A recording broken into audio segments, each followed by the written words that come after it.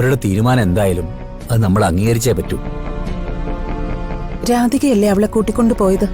അതുകൊണ്ട് എനിക്കൊരു പ്രതീക്ഷയുണ്ട്.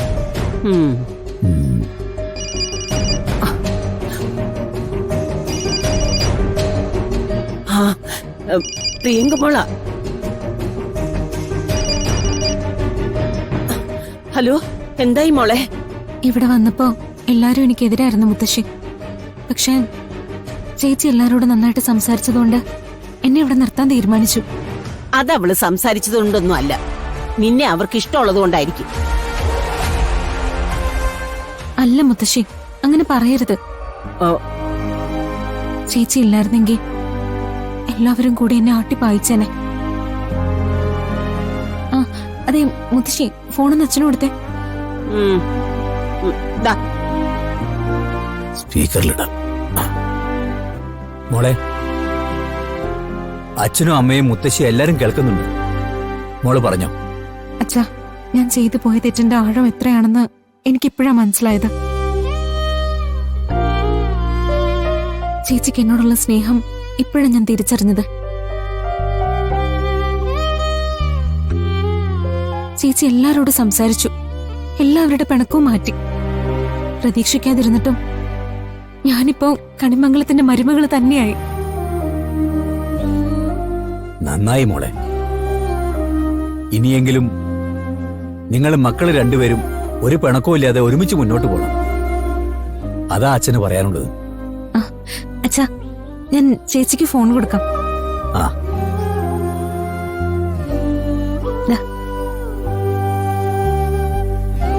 അച്ഛാ, കൈകൂപ്പി നന്ദി പറയേണ്ടത് നിന്നോടാ. എന്തിന് അച്ഛനൊന്ന് വെറുതെ ഇരുന്നേ? ഇവളെന്റെ അനിയത്തിയല്ലേ. ഇവളുടെ കാര്യം നോക്കാൻ പറ്റിയില്ലെങ്കിൽ പിന്നെ അച്ഛനമ്മ എന്നെ വളർത്തിയതിന്റെ അർത്ഥം എന്താ? മോളെ. ആ അമ്മേ, ഇനി പേടിക്കൊന്നും വേണ്ട. ഇവളിപ്പോ നല്ല കുട്ടിയാ. ഇനി മുതല് ഇവളെല്ലാവരെയും വാശിയോടെ സ്നേഹിക്കാൻ തുടങ്ങും. കുറച്ചു ദിവസം കഴിയുമ്പോ ഇവളെക്കുറിച്ച് പരാതി പറഞ്ഞ എല്ലാവരും അത് മാറ്റി പറയും. നോക്കിക്കോ. നീ അവളുടെ കൂടെ തന്നെ ഉണ്ടെങ്കിൽ അമ്മയ്ക്കത് വിശ്വാസ. മോളെ രാധികയെ, കുടുംബത്തിനോടുള്ള സ്നേഹവും കാരണവന്മാരോടുള്ള ബഹുമാനമൊക്കെയാണ് ഒരു പെൺകുട്ടിക്ക് നല്ല പേര് വാങ്ങിക്കൊടുക്കുന്നത്. അത് മോക്ക് മനസ്സിലായോ? ഏട്ടത്തിയുടെ ആവശ്യം ഞാൻ കോടതിയിൽ നിങ്ങളുടെ പേര് പറയാതിരിക്കാനായിരുന്നു. എന്നിട്ട് ഞാൻ ജയിലിലും ആവണം.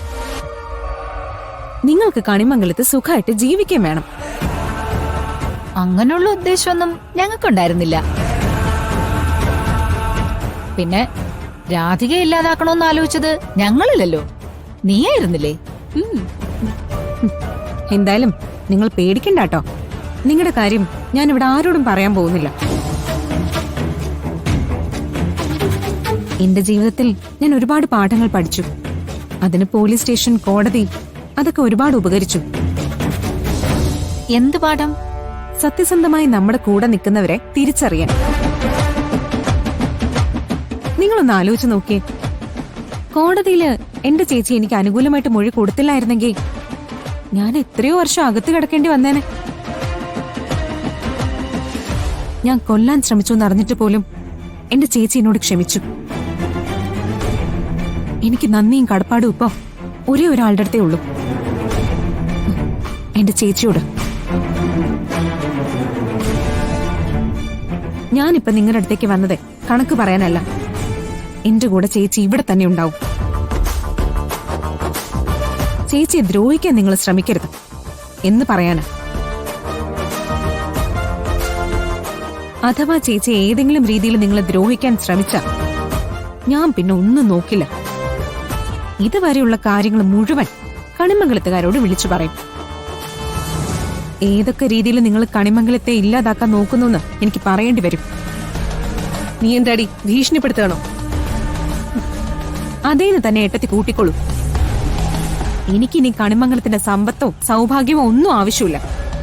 അതൊക്കെ നിങ്ങൾ തന്നെ പങ്കിട്ടെടുക്കോ അനുഭവിക്കോ എന്തെന്ന് വെച്ചാ ചെയ്തോ. എനിക്കിപ്പോ ദൈവത്തിന്റെ സ്ഥാനത്ത് ഒരേ ഒരാളേ ഉള്ളൂ, എന്റെ ചേച്ചി.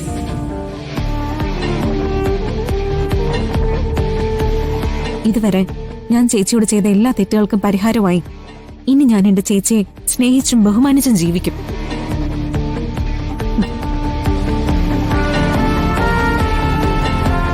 ഇതെന്തോന്നോ കൽപ്പന, ഇത് ഇവക്കിതെന്തു പറ്റി? ഭ്രാന്ത് അല്ലാതെന്ത് പറ്റാ. പക്ഷേ സംസാരം കേട്ടിട്ട് അവള് സീരിയസ് ആണെന്നാ തോന്നുന്നത്. തുടക്കം കുറച്ച് സീരിയസ് ആയാലും അത് കഴിയുമ്പോ അവളുടെ സ്വഭാവം മാറും.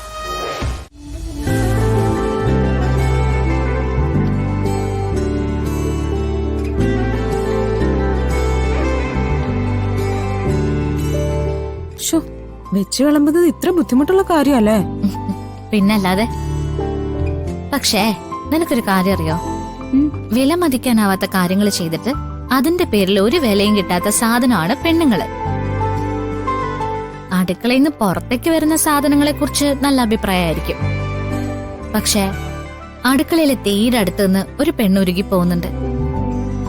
അവളെക്കുറിച്ച് ആരും ചിന്തിക്കൊന്നുമില്ല.